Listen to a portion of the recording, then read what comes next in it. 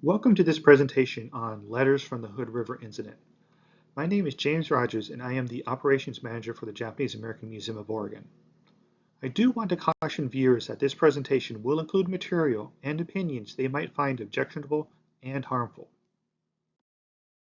Deeper dive into Nikkei history in the Hood River area, I recommend these two books by Linda Tamura, Professor Emerita of Education at the Willamette University in Salem, Oregon. The first, The Hood River Issei, an oral history of Japanese settlers in Oregon's Hood River Valley. And the second, Nisei soldiers break their silence, coming home to Hood River. I will start this presentation with a brief historic look at the Nikkei history of Hood River and why it became such a hotbed of anti-Japanese sentiment. I will then show several examples of letters in the collection. I will end with how the letters came into the possession of the Japanese American Museum of Oregon and how they are being preserved. Japanese immigration to the Hood River Valley began in the early 1900s. The Issei saw a land ripe with opportunity, provided they worked hard and made numerous sacrifices. In time, their orchards and their families grew and became prosperous. According to the 16th U.S. Census, by 1940, only 462 people of Japanese descent lived in Hood River, reflecting 4% of the county's population.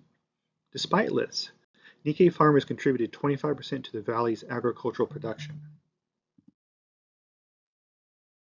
Because of their prosperity and growing agricultural dominance in the Hood River Valley, white farmers and businessmen grew increasingly jealous and irate, turning to racist laws and actions in an effort to quell Japanese farmers.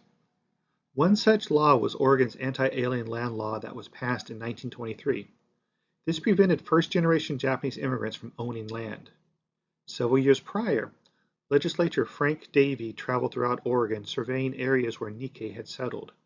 His intent was to better understand how white people viewed the Japanese and what, if anything, should be done. In 1920, he presented his findings in Report on the Japanese Situation in Oregon. For Hood River, he found that the Japanese question is more acute in Hood River than in any other place in Oregon. There is a society here known as the Anti-Asiatic Association, whose prominent citizens of town and surrounding country as its officers. Card-carrying members of this society signed on to a pledge that began, believing that the rapidly increasing Japanese ownership of land in the Hood River Valley menaces our welfare and threatens ultimate domination of our homeland by Asiatics, I hereby apply for membership. With such actions and dehumanizing language, anti-Japanese hate took root in Hood River, nourished by a growing tide of white supremacy. Anti-Japanese sentiment continued and escalated after the bombing of Pearl Harbor.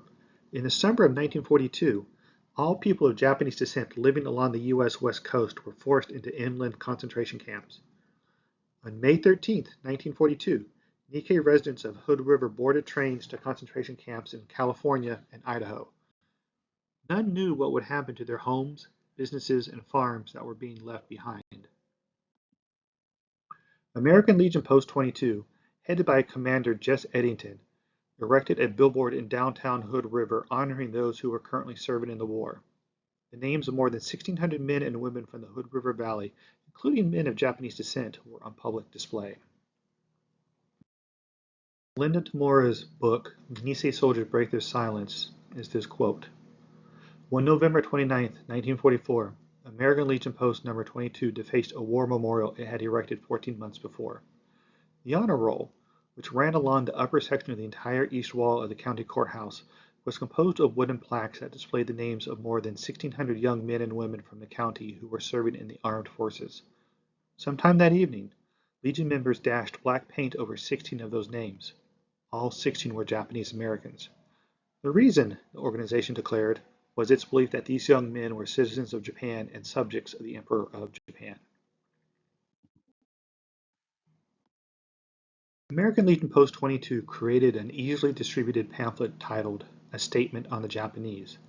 In it, they stated it was impossible to differentiate between loyal and disloyal Japanese. Based on the erroneous conclusion that American-born children of Japanese immigrants were not American citizens, Post 22 felt justified in removing the 16 names of Nisei soldiers.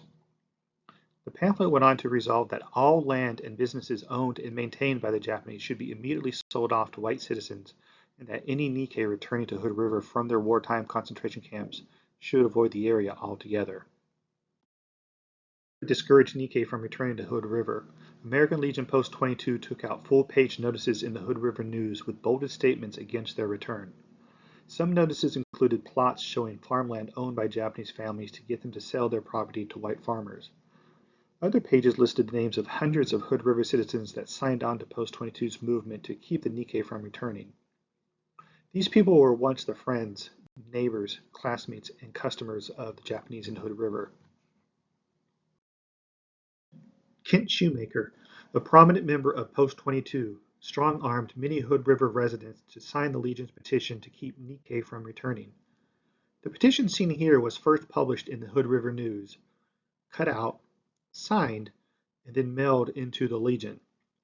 The petition reads, "We, the undersigned residents and taxpayers of Hood River County, are 100% behind the Hood River Post Number 22 American Legion in all their efforts to keep the JAPS from returning to this county." Shortly after Post 22 removed the names of the 16 Nisei soldiers from their Wall of Honor, major newspapers from across the United States ran articles detailing their actions. Once the news got out, condemnation from both civilians and the military was swift. Hundreds of letters came in, many of which included torn-out articles from local newspapers about the Legion's removal of the Nisei soldiers' names from their Wall of Honor. Many letters that came in, like this V-mail from a U.S. soldier, included clipped-out articles to further illustrate the writer's anger at the Legion's actions. An article in particular drew the ire of many letter writers. It was the death of Hood River soldier Frank Hachia, who died several days after being struck by a sniper's bullet while fighting in France. His name was amongst those removed by the American Legion. Many letters referenced that a person's ethnicity had little to do with their loyalty to America, that a person of Japanese descent could be a soldier in the U.S. military alongside someone of German, Irish, English, or French descent. This letter included a typed transcription of the New York Times article that announced Frank Hachia's death to America. This letter ended with the statement, "As a veteran of this war, I strongly protest against your striking the names of Japanese American soldiers from your honor roll. Those responsible have sinned against all those who, at this very moment, are giving their lives so that you and I can live in a world free of racial hatred." However, not every letter or article felt that the American Legion Post 22 was out of line with their actions. Approximately one-third of the letters were in support of having the Nisei soldiers' names removed. Some letter writers went so far as to encourage Hood River Bar Black, Native American, and Hispanic people as well. The next two slides are examples of some of the racist letters that are part of this collection. I will not read them out loud, but will allow a few moments should anyone watching this video wish to read the materials for themselves.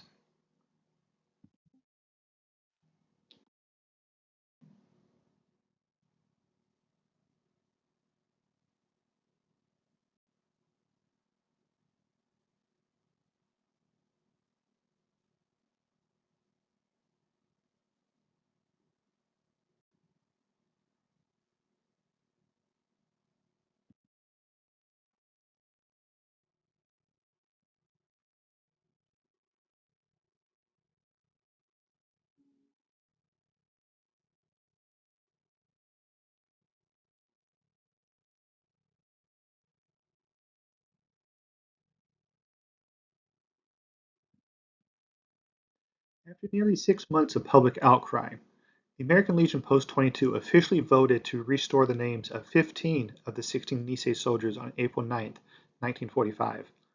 The 16th name was not restored due to the soldier being dishonorably discharged due to an incident at Fort McClellan, Alabama. This discharge would not be voided until 1983. This notice was found amongst the letters and is believed to have been posted publicly by members of American Legion Post 22. Note on the bottom how they reserve the right to call any of their detractors pro-Japanese. After the names were restored, additional letters started coming to Post 22 thanking them for finally doing the right thing. So, how did the letters come into our possession? The more than 500 letters, newspaper clippings, and postcards passed from commander to commander for the next 80 years. The letters remained hidden away, and Hood River moved forward, the ugliness of World War II left behind and not talked about. Linda Tamora writes in her book, Nisei Soldiers Break Their Silence, about the next stage in the history of the letters. During the Legionnaires' move from their downtown quarters, they stored their files in a member's barn. When Collins discovered that mice had eaten through many of the papers, he salvaged 2 apple boxes full, but burned the rest. I could get rid of them next week and nobody'd know, he admitted. I've been saving them for some reason. Bud Collins is an American Legion historian. He knew that despite how poorly the letters reflected on Post 22, the collection needed to be saved. After the last surviving member of Post 22 from the World War II years passed, current American Legion Post 22 commander Carl Casey made the decision to finally bring the letters to light and begin the painful process of righting wrongs and seeking reconciliation.